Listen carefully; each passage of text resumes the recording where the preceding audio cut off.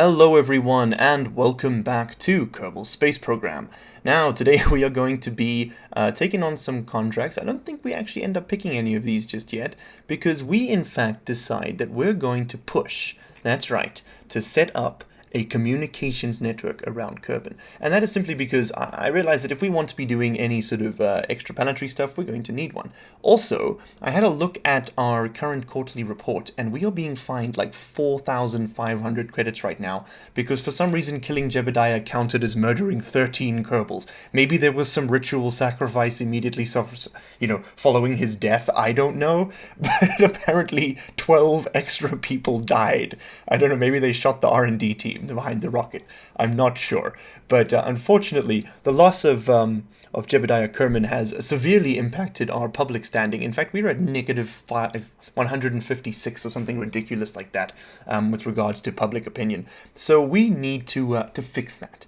Now, fixing public opinion early game, very difficult. Apparently, we know we need to do things like, have manned missions for prolonged periods in space, which we just can't support at present. But what we can do is put some satellites up, and that sort of, matches up with our goal of using our new relay antennas that we just unlocked in the previous episode to set up a communications network. So here's me in the VAB, just putting together a very simple little satellite, and there's just, some extendable solar panels so that there'll be, small profile on the way up, and they also rotate around their own axis so they can track the sun, which is pretty damn cool. Here's me just trying to work out, I go through a few iterations on this craft. I don't really settle anything particularly exciting, just a very simple little satellite that will get us into orbit and then push us to a desired height, or orbital height, that is. I thought about maybe going for geosynchronous, that is like geosynchronous orbit, but for Kerbal, everything's got a K. But in the end, I decided against it. It's unnecessary. We don't need to track a specific point on the surface. We just need to, make sure that our satellites are in a resonance with each other so they don't catch up. But I'll explain that when we're in the orbital screen just now. Don't worry. So here's me just tweaking with the fairing there. That's that large sort of segmented thing I just put on that I built around it. That's called an aerodynamic fairing, and that can actually jettison once you're done with it, so you can ditch the weight. It just gets you through the atmosphere. It keeps you nice and aerodynamic on the way up. So there we go. I've got 3 stages on this craft. The one little Oscar B fuel tank with the Pomeranian, followed by a larger tank, and another Pomeranian, followed by these 2 large 1.25 meter tanks and the Reliant rocket fuel engine, steered of course with the atmospheric twisters. Now, I decide to put on some of these little antenna here, just in case that relay antenna, for whatever reason, stops functioning, or we don't have the power to run it for some reason. And I end up using tweak scale, and this actually proves to be the death of me. Not the rock, the satellite survives, but I'm just going to sort of explain it now, but I'll give a proper explanation later. But basically, it means that this craft doesn't count as a satellite. It's very annoying. Anyway, there's the Starlight 1 ready to launch. Okay, we forgot to put a launch clamp on it, I notice, but that's fine, because here we are with some beautiful cinematic launch sequences, as always. Look at that, janking around, camera moving unproportionately. Oh, I'm such a great YouTuber. Oh, so good. Anyway, here we are tilting ever so slightly down towards the, the east? Yeah, that's the east of Kerbal, and then you just sort of want to head down towards the 90-degree marker on your nav ball, and then once you get up into orbit, accelerate to 75 meters, and then there we go, jettisoning the fairing, and deploying all of my deployables, and there we go, yeah, and then we're just going to move down to the horizon line on the nav ball, and fire our rocket motor just to pull our prograde vector, that is our velocity vector, in line with the desired orbit. And there we go, hitting it up again, and that just pushes us out a little bit. If you burn far away from apoapsis, that is the high point on your orbit designated by that AP, you will actually lose efficiency. I'll explain why now, because I actually lost signal there. That's why I went past it. You're supposed to burn right at apoapsis, and that gives you the maximum efficiency with regards to changing the height of your periapsis. That is the lowest point of your orbit, and that's the one you want to push up outside of the sphere of influence, or outside of the actual sphere of Kerbal, and into its sphere of influence. So there we go. Now we're just raising our orbital height repeatedly. This is very inefficient. I couldn't really decide on what height I wanted these satellites to be, but I ended up raising it one more time, I think. Pushing all the way for a 1,000 kilometer orbit instead of the 400k orbit we are presently occupying. In fact, I think this is me doing it here. And I do this maneuver at periapsis, which is where you should do it because you have the highest potential energy, as opposed to we have the highest kinetic energy rather, which you can convert to direct motion, forward motion. I don't know. I'm not a scientist. I don't know what I'm talking about, right? Anyway, here is it's called the Oberth effect. I'll explain it in a video once I've refreshed myself. Anyway, I realized that, and I didn't show it here unfortunately, but that this is what I realized, that the mod didn't pick us up as a satellite. So I figured maybe the issue is actually with the probe core, not with the probe parts. So I decided to switch it out for the stock part there's me just sort of finicking with it, trying to get it right. It's a bit fiddly, the sort of thing there. Okay, deleting that probe point and putting in, but that doesn't attach on the bottom because of the way the game's attachment system works. It's a bit weird. So I have to change the routing position.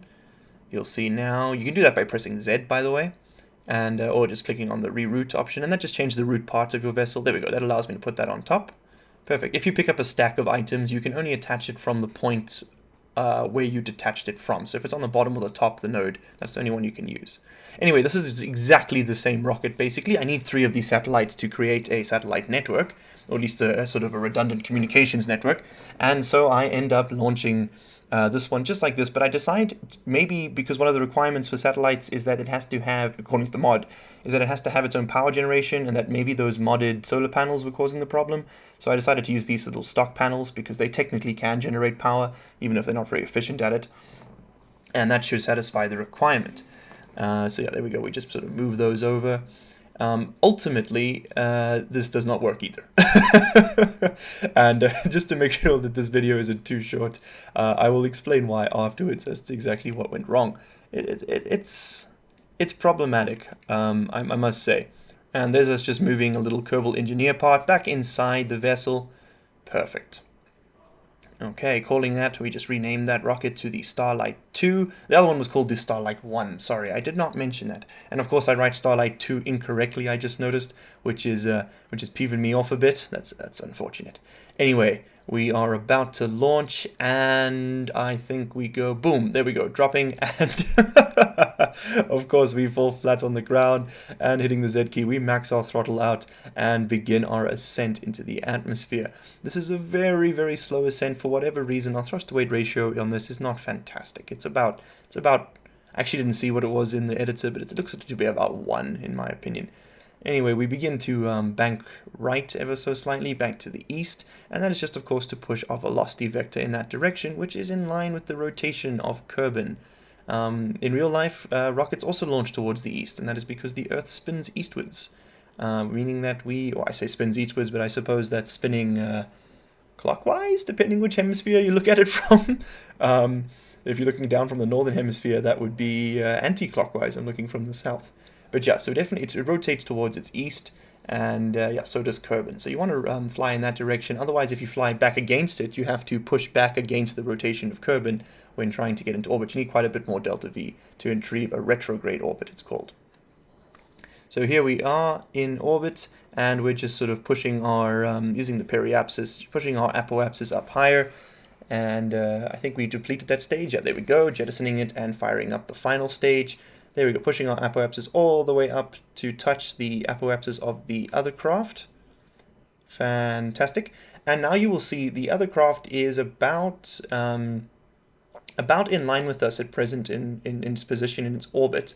In fact, so there we go, rotating around, and we're actually going to meet up with it almost. So I don't want them to be close to each other. I actually want them to have a bit of distance. So there's me time warping around Kerbal a couple times, and boom, that's about, what's that, over 90 degrees. It's about 120 degree separation between them, which is what you want, because then if you have 3 points, that makes an equilateral triangle around your planet of satellites on the horizontal plane. And this is what we want, because that means that they will never catch up with each other. If right now, so now if I push this one's orbit to be the exact same as the others in height, inclination, sort of radial anti-normal position, all those things, it will be absolutely fine. Perfect. I'm just talking complete gibberish. Don't listen to me. Anyway, there we go. Bringing it up to 1,000 kilometers. Perfect, and as you can see, the inclination isn't perfect, and I haven't upgraded the tracking station yet, so we can't really use fine-tuning maneuver nodes to, set that up just right. You can actually, later in game, set that up perfectly. So me, it's just sort of eyeballing it. This will fall out of synchronization eventually, probably after a few years, and I'll just have to come and put better satellites up here anyway, which is fine, because these satellites will do the trick, but only really to the edge of the Kerbal system. This won't take us much further. We'll need bigger, better satellites, better relay dishes out further from Kerbal to relay information coming into the system from other solar areas. From other areas in the solar system. What am I saying? I'm trying, I'm just trying to sound like I know what I'm doing, man. I have no idea what I'm doing. I'm doing a law degree. I don't know anything about this. Anyway, there's me just sort of showing off the perfect, oh god, it's so beautiful, the perfect angle between the two of them, because the line the signal line connecting the two satellites does not ever pass inside of Kerbal, so it is never occluded, which means that we always get a good one. And doesn't that look kind of like a cricket? Maybe a grasshopper. Perhaps I should rename these. Anyway, that's just me posing for a little screenshot. And now hopping back to the KSC after these unbelievably long and arduous wait times, we can see, if we go over to the mod, come on, click on the mod, I know you want to. Oh, there's just me collecting I think this is me actually trying to work out what the debris on the launch pad was. I was like, what is that? I don't even understand. Then I think I clicked fly on it, actually. Yeah. And having a look-see at this, I use my, sort of my great brain to determine that this is in fact the launch clamp. And nothing too particularly exciting that we left behind by accident. I thought maybe, oh god, we'd like dropped a solar panel or something, but we're fine. So here we are checking the mod again, I believe, at some point. No, we're going to mission control. Yeah, sorry, my mistake. I really thought that this was the point where we checked the mod. And this is me just, I think, determining what sort of contracts I want to go for in the next one. I'm not really sure. Here's me checking the mod. Finally, God, Miles, took you long enough. And realizing that I still have not achieved satellite coverage over Kerbal. And the reason for this is actually quite simple. I started looking around online, and some of the things I said that, Copernicus, that is the planetary editor mod, might be messing with it, so I uninstalled that, as well as the dual biomes mod that came with it, unfortunately, so that one's gone, but that didn't fix the issue. And then I read that perhaps having your craft named as anything other than a probe could cause the problem, because technically they're classified as relays right now. So I head over to the crafts, and I just change them to probe, accept, and then of course to the other one, to Starlight 2, to do the same, make it into a probe, and we zoot back to the KSC, and yet still we have no satellite coverage over Kerbal. So at this point I really was about to uninstall this mod. I thought, oh god, you know what, I'm gonna have to record it all again, gonna have to start the whole series through, delete the videos, it's not working. But then I realized that, hold on, what's more likely is that there's just a bug I haven't found.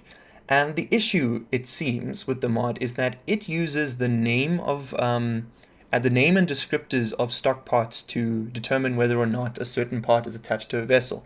So that means that if we use tweak scale on certain parts, they stop acting as their stock variant. So when we scaled up those antennae, what we actually did was change them into something that the mod could not recognize as an antenna. And apparently it doesn't pick up on relay antennas, I guess. So we just lost it, unfortunately. Another option is that perhaps they didn't have the range to do it, but who knows. Anyway, thanks for watching, everybody. See you next time.